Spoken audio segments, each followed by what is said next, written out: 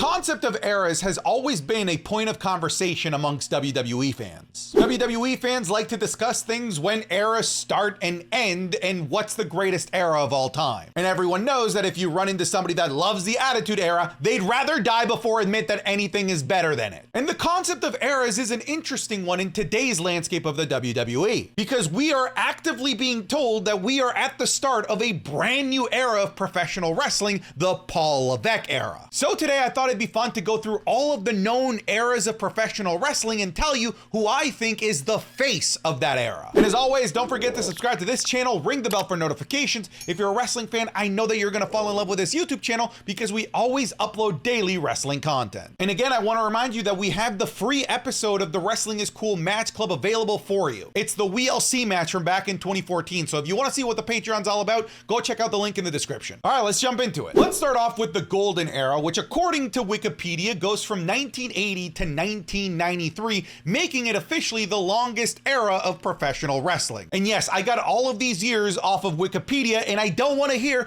that you can't trust Wikipedia. I got my university degree because of Wikipedia, so I'm gonna debate that until the ends of the earth. So let's start with the Golden Era, and I feel like you can make a few arguments, but that there is really an undeniable winner. You can make an argument for Andre the Giant being such a huge attraction for the WWF at that time. You can make an argument for Macho Man Randy Savage and even the Ultimate Warrior. But at the end of the day, when it comes to that era of professional wrestling, basically it revolves around Hulk Hogan. Everything revolved around the Hulkster. All storytelling, all main events, all world title pictures, everything had to be run by this man right here. This is the man ultimately that created the blueprint of what a WWE superstar ends up becoming throughout the 90s and in the 2000s. And even if in today's era of professional wrestling, if you were to go back and watch it, it might seem very hokey, him being this God-loving American that tells you to eat your vitamins and say your prayers. It's undeniable that this man had his hooks across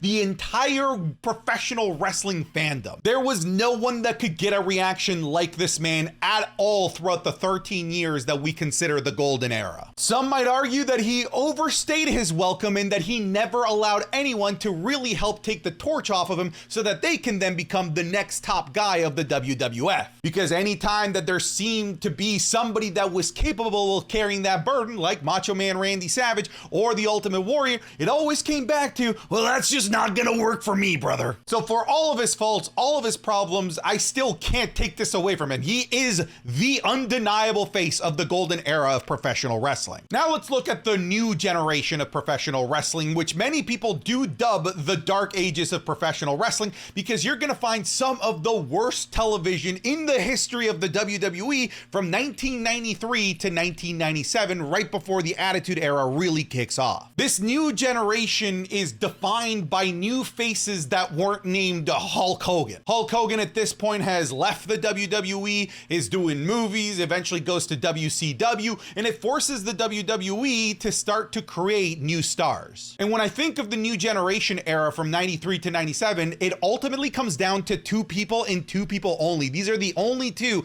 that, in my opinion, you can really create an argument for. The first one being Shawn Michaels. I don't know if I really need to make an argument as to why Shawn Michaels could be the face of 93 to 97 when he was far and away the top guy for a good chunk of that time. The man did it all at around that time. He main evented WrestleMania, won world championships, intercontinental championships. The man did it all. However, I do think that there is somebody else that embodies the new generation a little bit more than Shawn Michaels, mostly because he's the guy that really kicked off the new generation, that being Bret the Hitman Hart. I would argue that Bret the Hitman Hart really embodies the new generation because he was there at the transition of power in the main event scene from the Golden Era to the new generation, where Bret Hart became the WWF champion. That's what really kicked off this era of professional wrestling. So I'm gonna give this to Bret Hart because he was at the top of the mountain, being and representing the face of the new generation for a longer amount of time than Shawn Michaels did. And when you think of the biggest thing to happen in the new generation of professional professional wrestling, it always comes down to Bret and Shawn, the Montreal Screwjob. You might be able to make an argument for The Undertaker, but I just don't think that in terms of like being the face of this generation, that people would argue that it's not Bret or Shawn. I'm gonna go with Bret though. The Attitude Era from 1997 to 2002 is a runaway. You already know who it is, but we're still gonna run through who I think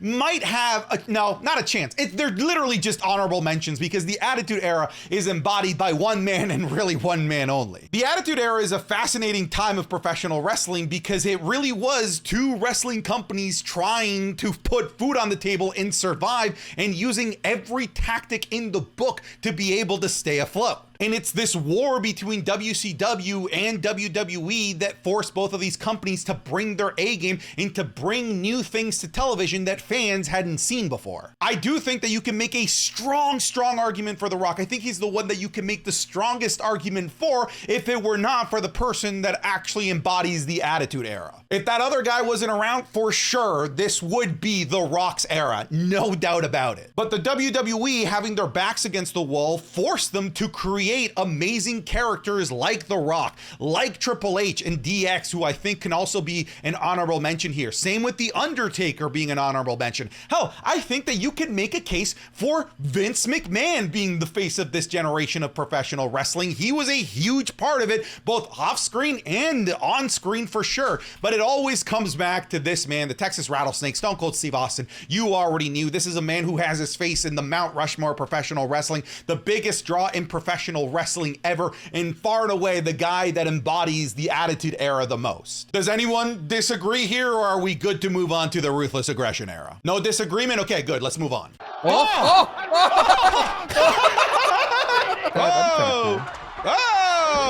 Whoa! Look at this! See? Yo! And that's dead weight. Oh, I forgot about this! Oh, that was a sneak peek of this week's Wrestling is Cool Match Club, which is available exclusively on Patreon. Over on the Patreon, not only will you get the newest episode of Wrestling is Cool 3 days earlier than everyone else, but you're gonna get the Raw review, SmackDown review, NXT review, and you're also gonna get 5 weekly episodes of the Wrestling is Cool Match Club, which is a series where people on Patreon vote on which matches we watch and commentate on. This week, we're looking at Drew McIntyre versus Will Ospreay from WCPW, Triple H versus The Rock in a ladder match in SummerSlam 1998. We're looking at Zila and Jacob Fatu taking on Bang and Matthews in GCW. We're also looking at Cesaro versus Sami Zayn all the way back in NXT in 2013, and Rey Mysterio versus Prince Puma, aka Ricochet, in Lucha Underground. You can find all this over on patreon.com/SantiZap. You'll find it in the top link in the description or the link in the pinned comment. Over 2,000 of you are already supporting on Patreon, so thank you so much for this crazy stretch. We really appreciate your support, and back to the video. The Ruthless Aggression Era is fascinating. It runs from 2002 to 2008. It's an era of professional wrestling that is not defined by any one man, because the guy that was the definition of the previous era in Stone Cold Steve Austin up and left, and the guy that was right behind him in The Rock up and left for Hollywood too, leaving the WWE to basically go to their lab and create new megastars for this era of professional wrestling. One of the things that really identifies the Ruthless Aggression Era and separates it amongst the rest is that it's an era where they tried everything. They tried so many people at the top. They allowed so many people that traditionally would never be champions to become champions. They tried it with people like Booker T, Eddie Guerrero, with Lord Voldemort, JBL, so many people that traditionally just wouldn't be at the top of the mountain in the WWE were given a chance in the Ruthless Aggression Era because it was the era where they needed to try and find the new big star. And don't forget, they thought they found their new big star in Brock Lesnar, who just up and left like 2 years into being the top superstar. So even when they thought they figured it out, they had to go back to the well and try again. So when it comes to the Ruthless Aggression Era, you can make a massively strong case for all 4 of these guys here, collectively known as the Ohio Valley 4. This is John Cena, Brock Lesnar, Batista, and Randy Orton, all guys that made their names and really became uber popular during the Ruthless Aggression Era. And I dare say it's all 4 guys that maybe eventually would have gotten over, but were accelerated and were forced to go go over and become popular because of the absence of the people that we've mentioned. The WWE handpicked Brock Lesnar to be that guy, to be the face of the Ruthless Aggression Era, but it didn't work out. But I still don't think that Randy Orton, Batista, or John Cena are the faces of the Ruthless Aggression Era. And a lot of people might be shocked when I say that it's not John Cena, but really, John Cena and Batista didn't get to the top of the mountain until pretty late in the Ruthless Aggression Era in 2005. I think a strong, really, really strong case could be made for Kurt Angle, to the point where if you wanted to argue that it's Kurt Angle, I don't think I'd try to argue against you, because Kurt Angle has the resume from both a heel and a babyface point of view, and where he was at the top of the mountain as both sides of the coin. I think Kurt Angle could be the answer here. Multiple world championships, a top stable, a mainstay main eventer, a WrestleMania main eventer. This guy did it all, and arguably was the best professional wrestler on the planet. I mean, in my opinion, he was. So if your answer is Kurt Angle, I think that's one of the correct answers. I think the other correct answer, and the one I'm gonna go with, is actually Triple H. Triple H was like the final bastion of the Attitude Era that was left in the Ruthless Aggression Era. There was still Undertaker, yes, and there was Shawn Michaels, who came back from his injury, but it was Triple H that was consistently at the top, even as a heel, throughout basically his entire run. And on top of that, not only was he at the top during what was dubbed the Reign of Terror, but it was also Triple H that helped put over 3 of the Ohio Valley 4 in Batista, John Cena, and Randy Orton. Anytime there was a world championship feud, you knew that Triple H was either contending for it, was the champion, or was the next person up. That's just what the Ruthless Aggression Era was all about. It was death, taxes, and Triple H being world heavyweight champion. So this is the answer I'm giving, but like I said, I think Kurt Angle is another correct answer. The PG era is a runaway. Like, I know exactly who it is, and you know exactly who it is. Now, the PG era, according to Wikipedia, runs from 2008 to 2014, and yes, technically, you can make the argument that, like, we're still in the PG era because it's still the PG era. When we talk about that collectively as a unit online, we don't actually mean the time of wrestling that it was PG. There's a definable era where the PG was so overbearing, and that is the years and the era that we collectively called the PG era, and that's 2008 to 2014. I think you can make a strong case for Jeff Hardy, who was one of the most popular WWE superstars during this time. I make the joke all the time that the 2 most popular people on the planet in 2008 were Jeff Hardy and Barack Obama. A strong case can also be made for CM Punk. CM Punk won multiple world championships. He was in high profile feuds. He was the most popular WWE superstar from 2011 to like 2013. But still, everything that CM Punk and Jeff Hardy, everything that they did, all pales in comparison to John Cena. Like, John Cena was the poster child of the PG era.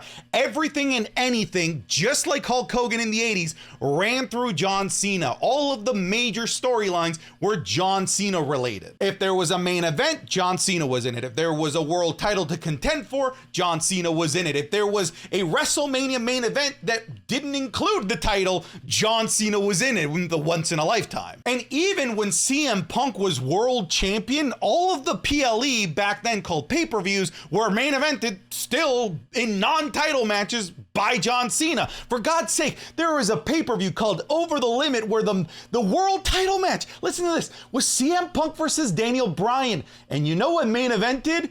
John Cena versus John Laurinaitis. Everything ran through Cena during the PG era. This is where things get weird. I don't know what defines the reality era. You tell me. But according to Wikipedia, the reality era is from 2014 to 2016. And I really think that there's only 2 people that you can make a case for here. I think one of them is Roman Reigns. In this era, he's super popular as a member of the Shield, breaks off and becomes an uber babyface, main events WrestleMania 31, has that major like year-long feud with Triple H and the Authority. He was the top babyface of this era. However, all of the big accomplishments and everything really ran through Brock Lesnar. Think about what Brock Lesnar did in this time.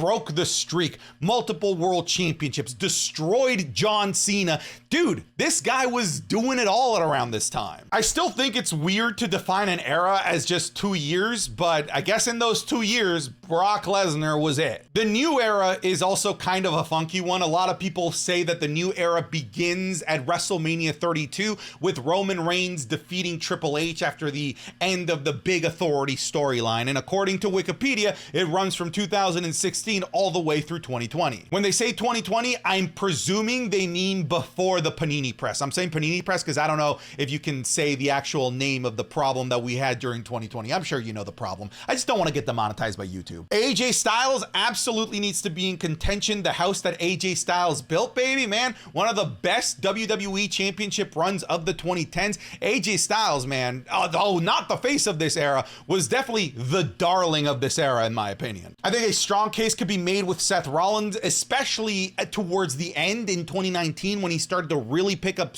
popularity, where he defeated Brock Lesnar at WrestleMania 35 and ran through all challengers as the Universal Champion. You could also make a very, very good case for Becky Lynch, who became the most popular thing in all of professional wrestling in 2019, even if it is just towards the last year of this era. But without a single shadow of a doubt, the man that everything was revolving around at around this time was the big dog, the babyface Roman Reigns. This man headlined WrestleMania 32, 33, 34. He, I guess, re-ended the Undertaker streak. I feel like they tried to make us forget that Taker had already lost at WrestleMania 30. But yeah, like this dude was just main eventing everything left, right, and center and was far and away, I don't know if he's necessarily the most popular, but with the casual audience, he was certainly the most popular, even if it felt like they were shoving him down our throats. Next up, we have a really tough period in WWE and all of professional wrestling and really the whole world, and that being the Thunderdome era of WWE from 2020 to 2021. I'm presuming that this also includes the early days of the Panini Press, where they were doing this just in the Performance Center, even not in the Thunderdome. I think during these years, you could say that it's Roman Reigns. This is where the big dog was killed and the tribal chief began to flourish. The bloodline started making moves. Paul Heyman, the Usos, Roman Reigns started to get together and dominating the world of the WWE. I think if you pick him, it's a correct answer.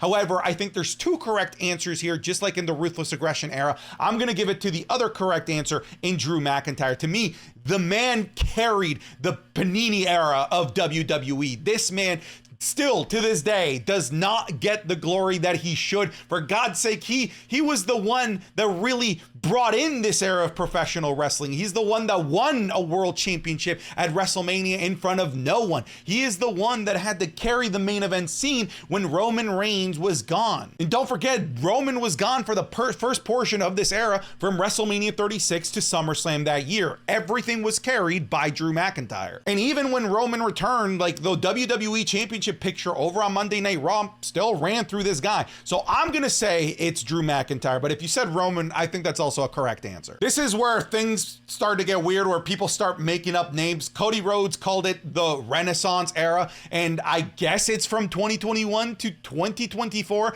And when I see 2024, I presume it means right up to the start of WrestleMania 40, because it's at the start of WrestleMania 40 where they start alluding to a brand new era. So in the Renaissance era, if we're calling it from 2021 to 2024, and I think the name Renaissance really suits it because it's coming out of the Dark Ages, just like in real times, you know, you had the Dark Ages because of the plague, all that stuff, and then you go into the arts Renaissance era. And I think this is what's happening here. We go from the Dark Ages of the Thunderdome era into back to being in front of fans, and hence the Renaissance era. It's a clever name. So Cody Rhodes is somebody that you can make an argument for here. Returned to the WWE in 2022, did have that injury, but in this time won 2 Royal Rumbles.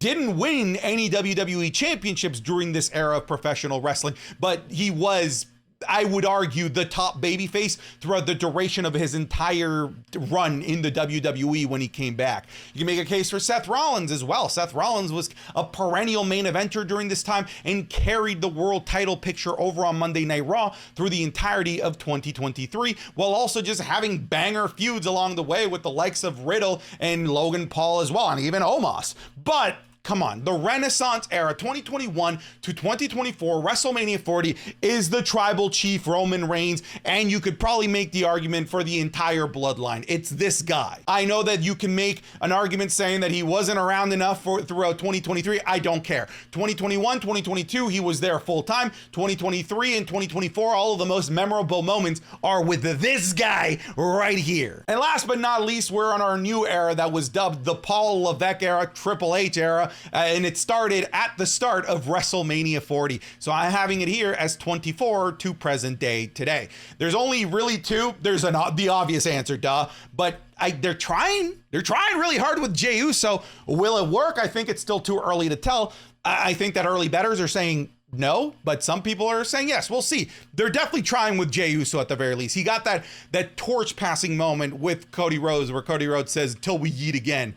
But obviously the answer is Cody Rhodes. Cody Rhodes is the representation of this brand new era of professional wrestling. He's the only answer here. I don't think anyone's going to disagree. All right, folks, that's it. Thank you so much for watching this video. You let me know what you feel I got wrong, but that's it. I'm done. Get out of here.